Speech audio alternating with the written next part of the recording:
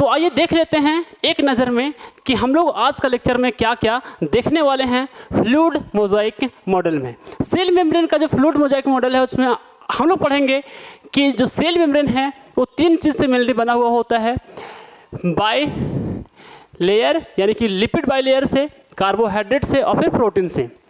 जो lipid by layer है पढ़ेंगे उसमें कि पोलर हेड क्या होता है ना, नॉन पोलर हेड क्या होता है ना, इंटीग्रल प्रोटीन क्या होता है, पेरिफेरल प्रोटीन क्या होता है, इसके बारे में। और फिर हम लोग उसके बाद थोड़ा पढ़ेंगे किसके बारे में, ये हम लोग उसके बाद पढ़ेंगे मेरे भाई थोड़ा सा है ना, इसके बारे में देखा जाए तो फिर हाँ, इसमें हम लोग पढ़ेंगे कि भाई जो सिंगर और निकलसन है 1972 में फ्लूइड मोज़ाइक मॉडल जो दिया था है ना, उसका स्टेटमेंट क्या कहती है ना। सेल मेम्ब्रेन जो होता है सेमी परमिएबल क्यों कहा जाता है ना, यदि उसका एक एग्जांपल लेकर देखेंगे रेड ब्लड सेल में, जिसमें ये पता चलेगा कि भाई प्रोटीन और जो लिपिड है ना, अलग अलग सेल में उसका जो रेशियो है प्रोटीन और लिपिड का वो चेंज कर सकता है।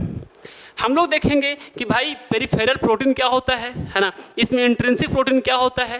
हम लोग देखेंगे कोलेस्ट्रॉल का क्या काम होता है। हम लोग देखेंगे कि फॉस्फोलिपिड जो बाइलेयर होता है वो काम करता है क्या। तो चलिए स्टार्ट करते हैं ना बिल्कुल शुरू से है ना, एकदम यहाँ से है ना। सेल मेम्ब्रेन जैसे कि आपको दिख रहा होगा, इसका स्ट्रक्चर देखें ना तभी आपको एक्चुअली में ऐसा ही नज़र आएगा है ना। देख लेते हैं एक्चुअल। तो भाई साहब थोड़ा सा यदि बात करें इसका कि सेल मेम्ब्रेन जो होता है ना, उसके अंदर एक जानने वाला टर्म है क्या होता है, बायो मेम्ब्रेन। एनसीईआरटी में टर्म यूज हुआ है बायो मेम्ब्रेन। मेरे भाई बायो मेम्ब्रेन का मतलब होता है कि जो सेल है उसके बाहर में जो लेयर है, बाहर में जो मेम्ब्रेन है, जो अंदर के जो कंटेंट है ना, सेल के अंदर के जो कंटेंट है ना, उसको प्रोटेक्ट करके रखती है, उसको बोलते हैं क्या चीज़, सेल मेम्ब्रेन। तो सेल मेम्ब्रेन हो गया ये तो।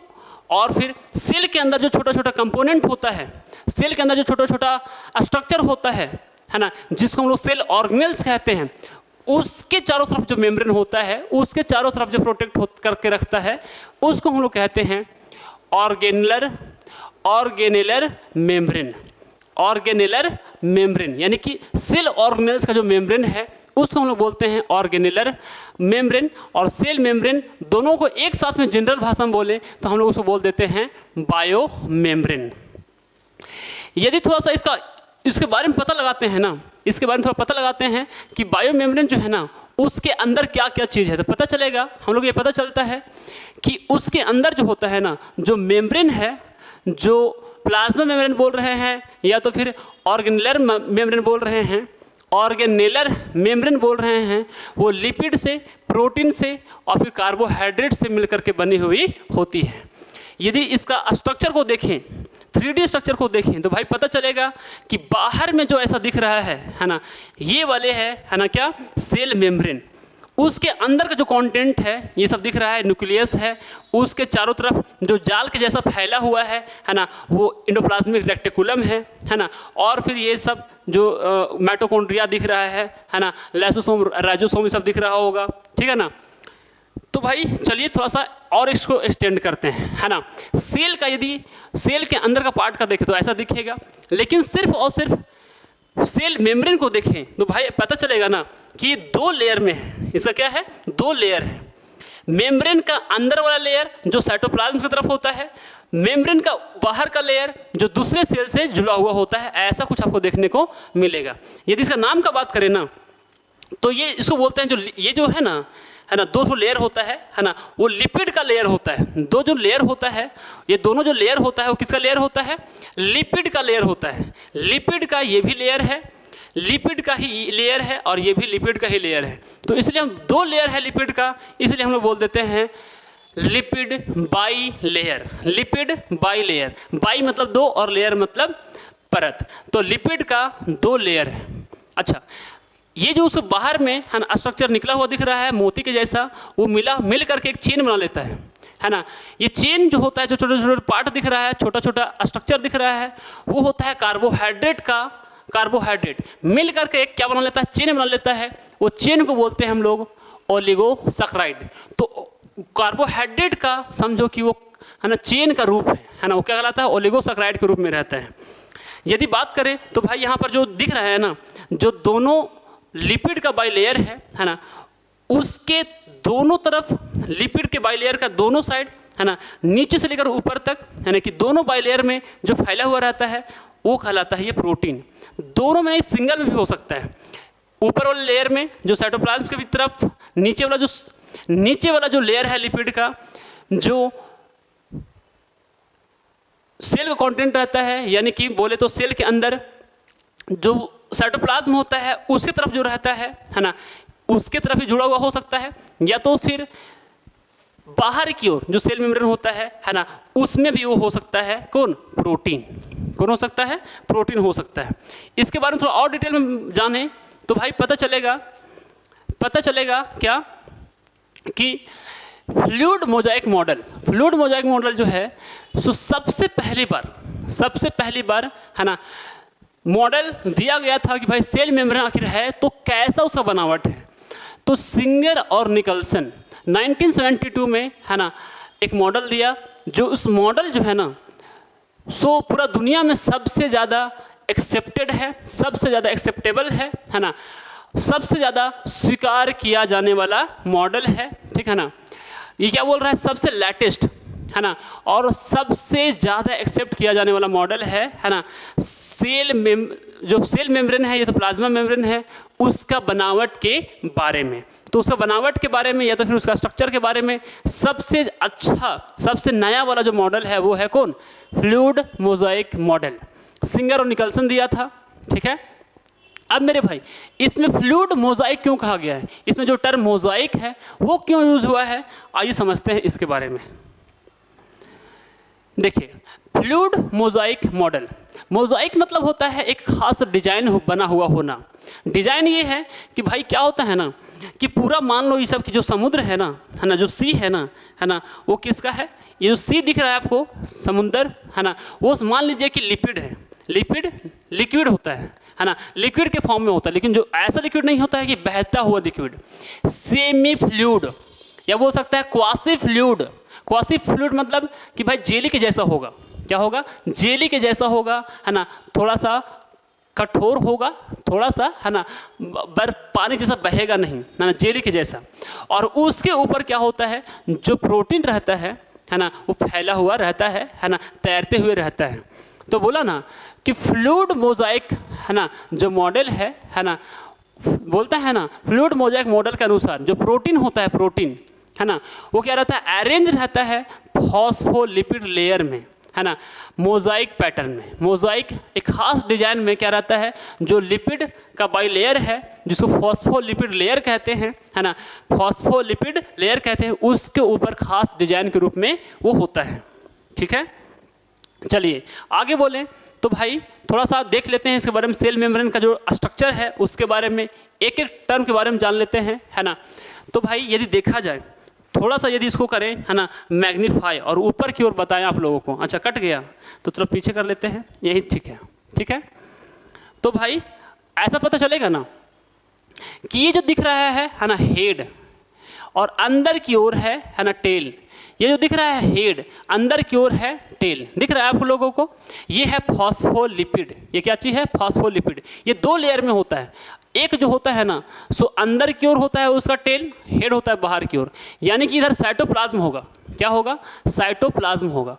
तो साइटोप्लाज्म के है ना अंदर की तरफ एक लेयर वाला होता है, और दूसरा जो लेयर होता है ना क्या होता है, साइटोप्लाज्म के बाहर की तरफ होता है, क्या होता है, साइटोप्लाज्म के बाहर की तरफ होता है ना।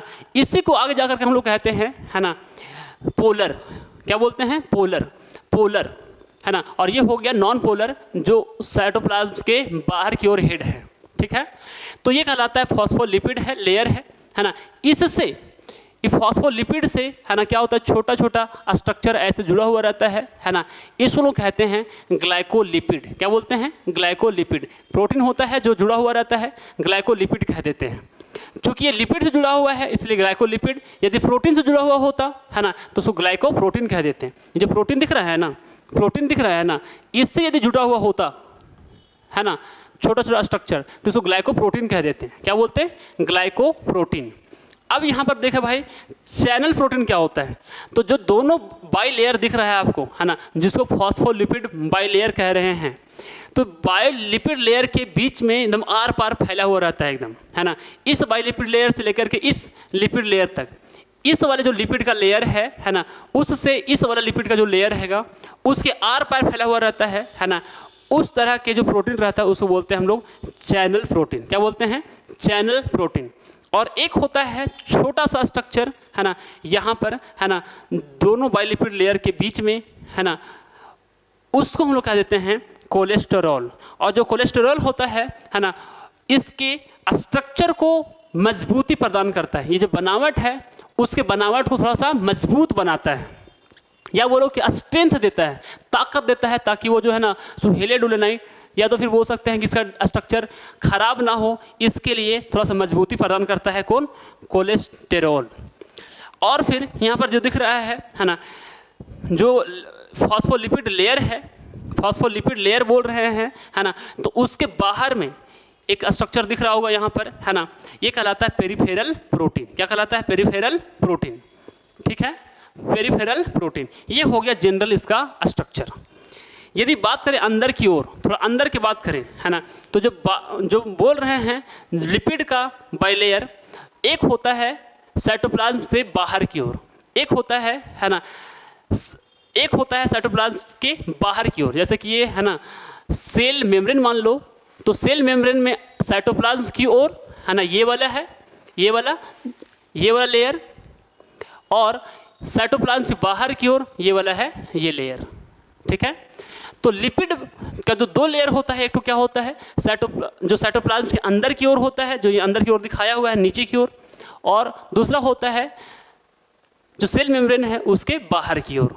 ठीक है, और यहाँ पर जो ऐसा दिख रहा है स्ट्रक्चर, है ना, जो इसका हेड है ना, उसका टेल है, तो ये क्या कहलाता है? कोलेस्टेरॉल कहलाता है, कोलेस्टेरॉल कहलाता है। और ये क्या करता है? जो प्लाज्मा मेम्ब्रेन का स्ट्रक्चर है ना, उसको मजबूत बनाता है, उसको क्या करता है? मजबूत बनाता है।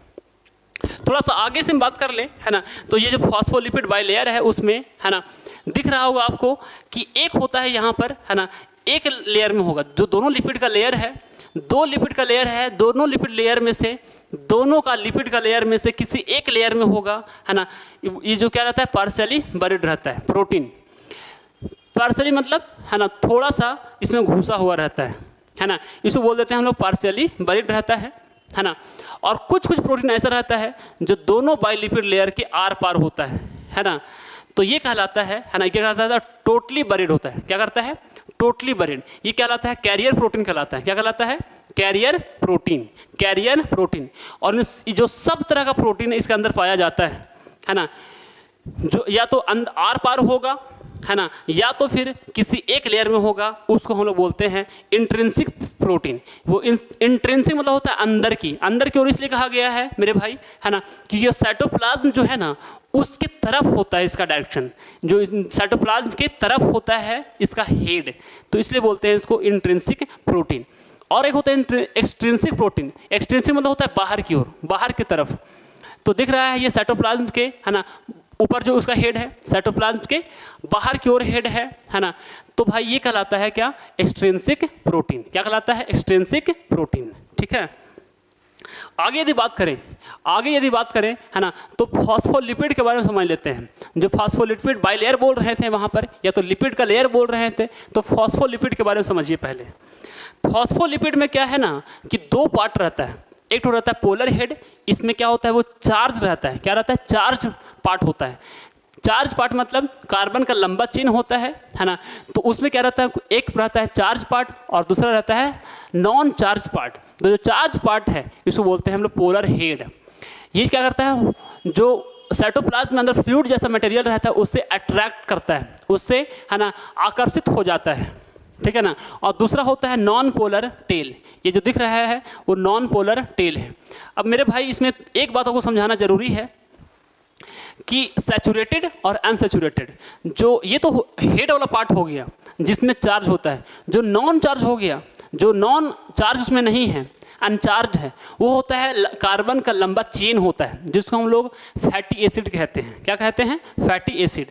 तो ये फैटी एसिड दो तरह का होता है, अनसैचुरेटेड फैटी एसिड और सैचुरेटेड फैटी एसिड। तो अनसैचुरेटेड फैटी एसिड मतलब ये कहलाया जिसमें कार्बन कार्बन डबल बॉन्ड होगा या तो कार्बन कार्बन ट्रिपल बॉन्ड होगा, तो ये कहलाता है unsaturated fatty acid. Unsaturated fatty acid. और saturated fatty acid carbon carbon single bond होगा तो क्या लाएगा? Saturated fatty acid. तो ये सैचुरेटेड फैटी एसिड का पार्ट होता है। जो ऐसा ये दिख रहा है ना, ये वाला क्या है? अनसैचुरेटेड फैटी एसिड है ना। और जो स्ट्रेट दिख रहा है वो कौन सा है? सैचुरेटेड फैटी एसिड होता है। इसी के बारे में थोड़ा सा और एक्सप्लेन करें तो भाई आपको ये पता चलेगा कि जो पोलर हेड होता है वो हाइड्रोफिलिक होता है। हाइड्रोफिलिक मतलब है ना, जो एक्वस है, जो लिक्विड मटेरियल जैसा होता है साइटोप्लाज्म के अंदर, उसके तरफ होता है, उसके तरफ होता है। और जो नॉन पोलर टेल कह रहे हैं वो होता है हाइड्रोफोबिक। हाइड्रोफोबिक मतलब होता है डर। तो पानी से इसका डर लगता है, मतलब ये पानी जो लिक्विड मीडियम है ना, जो लिक्विड मटेरियल होता है साइटोप्लाज्म में, उसके बाहर की ओर होता है। तो ये होता है नॉन पोलर हेड। दोनों को एक साथ बोले, polar head non polar head, तो दोनों को एक साथ जनरल भाषा में कहा जाता है ना, एम्फीपैथिक मॉलिक्यूल। क्या बोलते हैं? Amphipathic molecule. मतलब इसमें पोलर भी होगा और नॉन पोलर पार्ट भी होगा, जो पोलर हेड भी होगा और नॉन पोलर टेल भी होगा। चलिए आगे समझ लेते हैं थोड़ा सा है ना इसके बारे में। तो भाई बोलता है ना, कोलेस्ट्रॉल क्या करता है इसके अंदर?